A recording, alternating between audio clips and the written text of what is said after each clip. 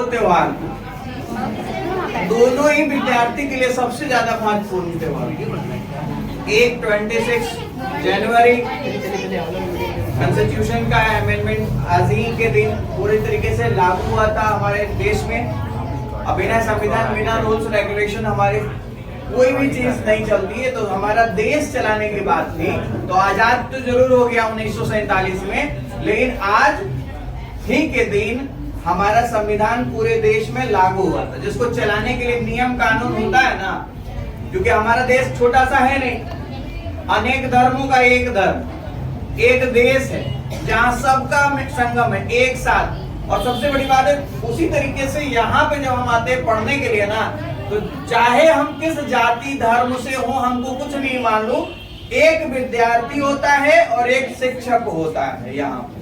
इसके अलावा ना जात का कोई होता है स्पेशली, ना किसी कोई धर्म का होता है। संविधान भी हमारा यही कहता है। और आज बहुत अच्छा दिन है कि दोनों का संगम एक दिन हुआ। नहीं, एक विद्यार्थी का मेल जो कि बिना धर्म का होता है, बिना जात का होता है, और एक देश का संविधान का वो दिन जिस दिन ये संविधान भी यही कहता है कि हम सिर्फ और सिर्फ भारतीय बने, सिर्फ और सिर्फ हिंदुस्तानी बने। ये मत देखे कि हम किस जात से आते हैं, किस धर्म से आते हैं। हमारा सिर्फ एक मूल मकसद होना चाहिए, और वो क्या है, हमारा देश की उन्नति कैसे हो, हम कैसे अच्छा से अच्छा काम करें, समाज हमारा कैसे आगे बढ़े। हमारी सोच बस ऐसी होनी चाहिए। ऐसे समाज का गठन करने के लिए हमारे जो भी पहले के नेतागण हैं उन सभी को हम लोग श्रद्धांजलि अर्पित करते हैं। उनके जन्म दिवस पर आते हैं तो जब ना कोई समय आता है तो उनको हमेशा हम लोग विशेष तौर पे याद करते हैं। आज गणतंत्र दिवस के दिन हम लोग बाबा साहब भीमराव अम्बेडकर को याद करते हैं, क्योंकि उन्होंने इतने बड़ा संविधान, जो विश्व का सबसे बड़ा संविधान है, उसको उन्होंने लिख डाला, उसको उन्होंने यहाँ पे हम लोगों को तोहफे के रूप में दे दिया। तो ऐसा बनना चाहिए हमें, ऐसे महानतम व्यक्तियों का अनुयायी बनना कोई गलत बात नहीं होता है। बाकी आप जिस धर्म से हैं, सनातन है, हिंदू है, मुस्लिम है, ये सब आपकी सेकेंडरी होती है। प्राइमरी सिर्फ और सिर्फ एक होना चाहिए कि हम भारतीय हैं, हम हिंदुस्तानी हैं। हमें जो कुछ भी करना है, हमें हमारे सोसाइटी, हमारे देश, हमारा राज्य, इसकी तरक्की के बारे में सोचकर हमें करना होता है। ये बात हमेशा याद रखना। पढ़ना लिखना सब कुछ सही है, लेकिन पढ़ लिख कर अगर अपने देश के लिए, अपने राज्य के लिए, अपने जो सोसाइटी जहाँ पे तुम रह रहे हो उस समाज के लिए अगर अच्छे काम नहीं करते हो तो तुम्हारा पढ़ा लिखा जो है कोई फायदा नहीं है पढ़े लिखने से। उससे बढ़िया कहावत है, कबीर जी कह गए थे, बड़ा हुआ तो क्या हुआ, जैसे पेड़ खजूर है ना, पंछी को छाया नहीं मिला, फल लागे उधर। क्या फायदा वैसे फल लगाने से, वैसा पेड़ बनने से कि पढ़ लिख के हम लोग बहुत बड़ा बन जाए और उसके बाद हम किसी को सहारा नहीं दे सकते, किसी को जाति धर्म भेदभाव ऐसे बन के। एजुकेशन जो है, जो शिक्षित व्यक्ति होता है, ये सब को दूर करने के लिए होना चाहिए शिक्षित व्यक्ति का कार्य। एक अच्छा पढ़ा लिखा इंसान समाज की बुराइयों को दूर करने का काम होना चाहिए। तो बाबा साहब भीमराव अम्बेडकर हो या फिर हमारे जो भी ऐसे क्रांतिकारी हो या योद्धा हो जो पहले हमारे देश को बनाने में लगे हैं, उनकी इस मेहनत को हम लोग आगे से और ज्यादा कैसे एकजुट किया जाए, इस पे हमारी फोकस होनी चाहिए। प्राइमरी हम लोगों को उस पे ध्यान देना चाहिए, क्योंकि मालूम है ना, जब देश टूटता है तो कोई ना कोई हम पे शासन करेगा। अभी हम स्वतंत्र हैं बच्चे, आप लोग भी स्वतंत्र हो, अपने डिसीजन लो, अभी से पढ़ रहे हो, अभी ही क्या करना है आगे आने वाले दिन में उसका एक मुख्य एक एम बना लो, गोल बनाओ, उसको अचीव करो। बहुत सारे बच्चे आज हमारे यहाँ 10th का एग्जाम देने वाले भी हैं जो विदा हो रहे हैं आज।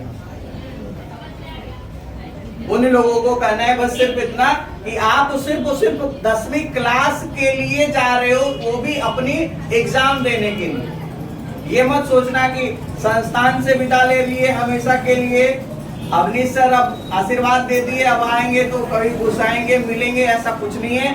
उन लोगों के लिए भी यही एक मोटो है कि आपका पहला गोल, पहला लक्ष्य होता है 10वीं पास होना, और यहीं से आप अपने भविष्य के लिए अपने लाइफ के लिए थोड़ा सा सोचना शुरू करो कि मेरा गोल क्या होना चाहिए, हम कैसे आगे बढ़े। माँ सरस्वती की कृपा आप सब पर बनी रहे, इसका आशीर्वाद, इसका विनती हमने भी किया है आप सबों के लिए, और उम्मीद करते हैं आप सभी भी अपने लिए जरूर किए होंगे। उम्मीद करते हैं आप सभी आगे बढ़ेंगे। आप बस एक लक्ष्य को आगे जरूर रखना कि कहीं ना कहीं कुछ ऐसा बनना भविष्य में जिससे अपने आप को तो हो ही गर्वान्वित, माता पिता तो हो ही तुम पे गर्वान्वित, ऐसा हो जाए कि तुम्हारा भविष्य के साथ साथ तुम्हारा देश का भी भविष्य तुमसे जुड़ जाए, ऐसा कुछ बन जाना। क्योंकि पढ़ा लिखा हो और अपने बारे में सिर्फ स्वार्थी अगर बन जाओ तो वैसा फिर पढ़ाई लिखाई आपकी कोई काम की नहीं होती है बच्चों। मैं आज आपको ये संस्था खोलकर पढ़ा रहा हूँ, ऐसा 25 संस्था मैंने हर जगह खोलकर एक ही मकसद है कि ये 25 नहीं 50 हो जाए।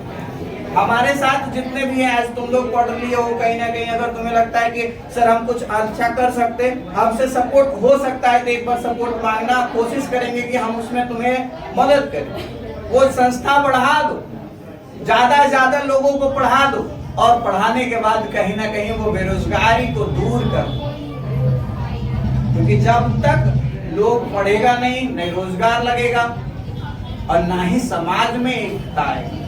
अभी भी लोग चंद नेताओं के कारण जाति धर्म भेदभाव में फंस जाते हैं। उनकी बातों को सुनकर, उनके नियम रहता है उसी में हम लोग आ जाते हैं, 10 लोगों को उसको गरियाता, अच्छा मर जाति को गरिया दिया, उसको गरिया दिया, ये सब बेकार है। कुछ नहीं है लाइफ में, उसके लाइफ में वही है जो तुम्हारा मकसद है कि तुम कैसे समाज को बढ़िया और अच्छा कर सको। पढ़ा लिखा इंसान क्या होता है, वो शुद्ध पानी होता है जो विशुद्धियों को, गंगा जल कैसे होता है, हम लोग अभी भी पूजा किए ना, तो गंगा जल का पवित्रता को हम लोग दर्शाते हैं। ये पवित्रता तुम्हारे लाइफ में होनी चाहिए, क्योंकि गंगा जल जो है ना, वो जल की तरह तुम्हारी पढ़ाई एजुकेशन होती है।